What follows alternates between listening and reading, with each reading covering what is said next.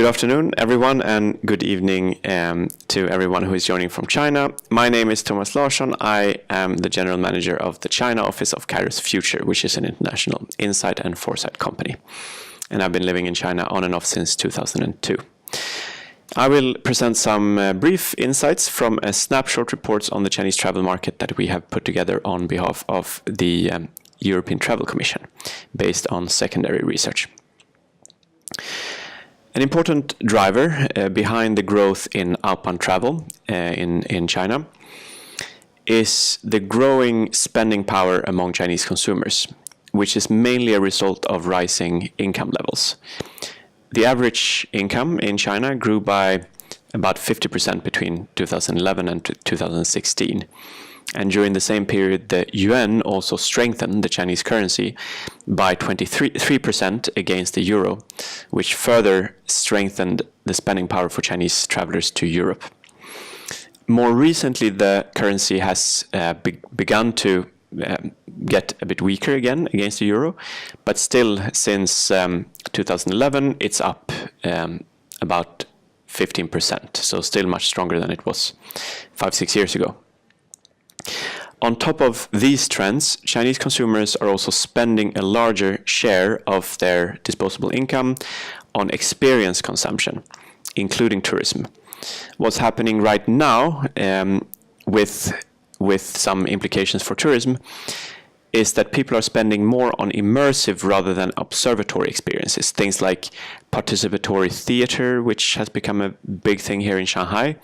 And when traveling to Europe, they want to not only see the street culture, for example, they want to become part of the European cafe culture or whatever it might be.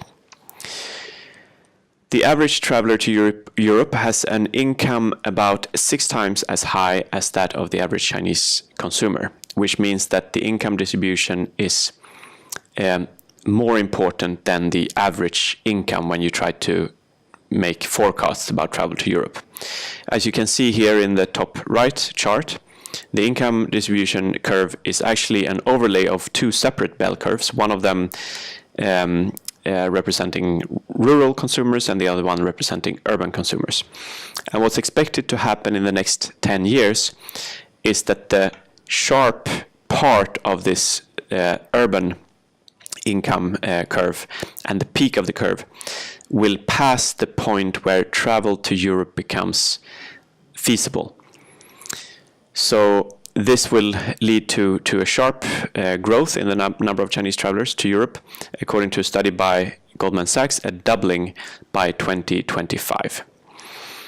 The bottom right map shows the geographical distribution of income with rich coastal regions and poorer inland areas. What's hidden in this map, but very important, is that there are wealthy inland cities, for example Chengdu in Sichuan province, which have a strong tourism demand as well. In an international perspective, the size of the Chinese travel market has surpassed that of other markets. Here we see it through outbound tourism expenditure. The World Bank recently adjusted its numbers for 2010 to 2015, which makes the picture even more dramatic than what was previously known. China's spending is now twice as high as that of the US market, just 2 years after overtaking the US market. So this has gone really, really fast. The summer is the most popular season for travel, according to data from the Chinese Chinese Tourism Academy, despite relatively short paid leaves. On a weekly basis, the peaks are around the Chinese New Year in January, February, and the National Day holiday in October. But on a monthly level, the summer months are the strongest months. Again, according to data from the Chinese Tourism Academy, Europe is the destination for about 12% of the outbound trips, and that's when excluding the trips to Hong Kong, Macau, and Taiwan. Most of the outbound trips are with family or friends. Only 6% of Chinese outbound travelers travel alone. One striking thing about Chinese travelers is that they are on average very young. 2/3 are born in the 1980s or 90s. And for online travel bookings, this number is 80%. So 80% of the bookings online are made by people born in the 80s or later. This is according to Fliggy, one of the major online travel platforms. Per trip spending is quite high considering the income levels that we saw on the previous slide. More than 1/5 of outbound travelers spend more than 2,500 euros per person per trip. And this includes short-haul trips as well. So even higher if we look at travel to Europe. Specific travel categories that have increased rapidly in the last year, these are year-on-year numbers, include personalized trips, car rentals, and local guides. So these numbers indicate that the interest in independent and individualized travel has probably grown faster than the comfort level in planning such trips. So travelers need help with the trip planning and finding local guides. It also shows that Chinese are attracted to the freedom of being able to drive at the destination, easily being able to get around. A few things to highlight about the regulatory environment and the government's involvement in the travel trade in China. The outbound travel market in China is highly regulated. For example, foreign-owned travel agencies need to sell to Chinese consumers either through online channels from overseas or through Chinese partners. In a few cases, that could be a joint venture partner, but usually through intermediaries. There are several initiatives in the current 5-year plan to promote domestic tourism, including the establishment of leisure belts around major Chinese cities.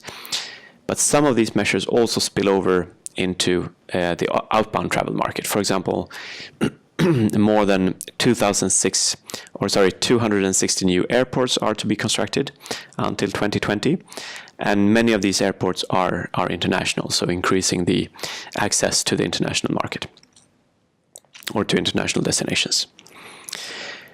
The 5-year plan also seeks to strengthen tourism cooperation with countries along the so-called Belt and Road, which is a signature initiative of the current Chinese leadership to promote trade, development, and cooperation between China and more than 60 countries, mostly in Asia, but also in Eastern Europe. So, for example, a visa-free arrangement has been implemented for Chinese tourists to Serbia, and that happened very recently this year. And similar discussions are ongoing with several other European countries. There have been several measures to shift travel away from the national holidays, previously through more paid leave days, but more recently to promote the enforcement of the paid leave system, because a problem has been that a lot of people are not using their paid leave. A few changes to highlight with regards to the Chinese travel trade. As elsewhere, there has been a strong shift towards the online part of the travel trade in China, which is usually divided into the OTAs, the online travel agencies, and then the user-generated content platforms with reviews and so on. But in China, this distinction is becoming more and more blurred because everyone is moving towards becoming OTAs, also the meta search engines. So the landscape is starting to look quite messy with a lot of different actors coming from different directions, but trying to do kind of the same thing. But behind the scenes, it's actually quite. Most of these platforms are controlled by a very small number of internet powerhouses. A few international platforms are present either under their own brands in China or through collaboration with Chinese OTAs.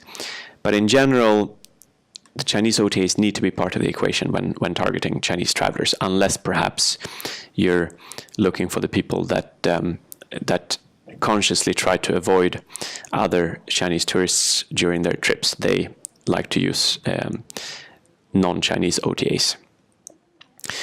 Overall, Chinese OTAs have a stronger offline components than many Western OTAs, with strong phone support and even physical help centers in some popular destinations.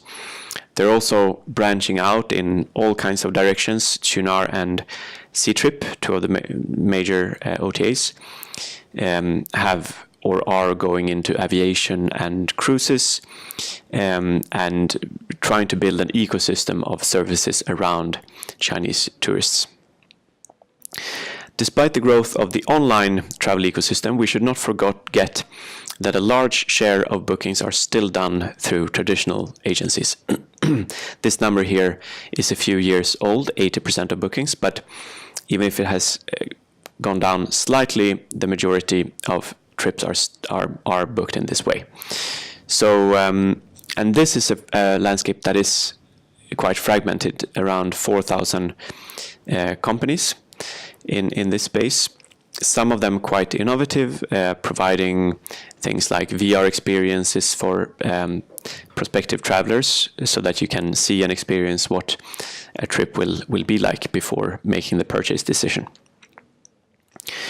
I won't go into all of the recommendations in details, but just a few highlights. Key obstacles include the difficulty of getting sufficient buy-in from the Chinese partner, which requires a long-term perspective and a lot of patience. These are advice coming from European tour operators and tourism product providers that have been working for a long time with the Chinese market. The dominant Chinese OTAs have a huge bargaining power and are known for applying a low-cost strategy. This might not be a problem if you have a business model with post-booking revenue stream, but otherwise it might be painful because it really cuts into the margins. The growing demand for personalized and specialized travel experiences offers some opportunities on the product side. There are many growing niche markets and a growing interest in themed travel, for example, sports and outdoor adventures. The build-up for the Beijing Winter Olympics to 2022 will provide some opportunities for promoting winter sports destinations and products. Individual travel is still outside the comfort zone of many Chinese travelers, even if they want to travel independently. So this provides opportunities to help them create tailored plans in the booking stage, and also to help them get immersed and exposed to the right experiences at the destination. Authenticity does not include, for Chinese travelers, to give up the conveniences from home. And one of the most important conveniences is to be plugged into their social media channels, which means they need access to Wi-Fi. Marketing can be done on different levels. Even with a small budget, you can make sure that your website works well in China, and that it can be found through Chinese search engines, and perhaps getting a profile on Baidu. Usually this takes more than just translating the website into Chinese. You need to make sure that the loading times are fast and that it works through mobile devices, because Chinese use mobile devices a lot. But it's worth remembering that 20% or so of Chinese outbound travelers prefer to book directly through the product providers' websites, and in some categories that number is even higher. So it's worth investing in this. You can also market through Chinese people living at your destination. You don't have to find the expensive key opinion leaders in China. There is usually someone with more followers than the entire population of the city that they live in Europe, but with a lot of followers back in China. Also make it attractive for Chinese visitors to take photos and to share them in their social networks. So to take photos while they're traveling. There's also increasing use of new technologies like small selfie drones that you can bring in your luggage, and 360 degree cameras that so you can take photos in all directions, and you can upload that then to your microblog, for example. In terms of cooperation, work with OTAs for targeting consumers on a large scale, and team up with smaller agencies for niche products and audiences. So with that, I say thank you very much.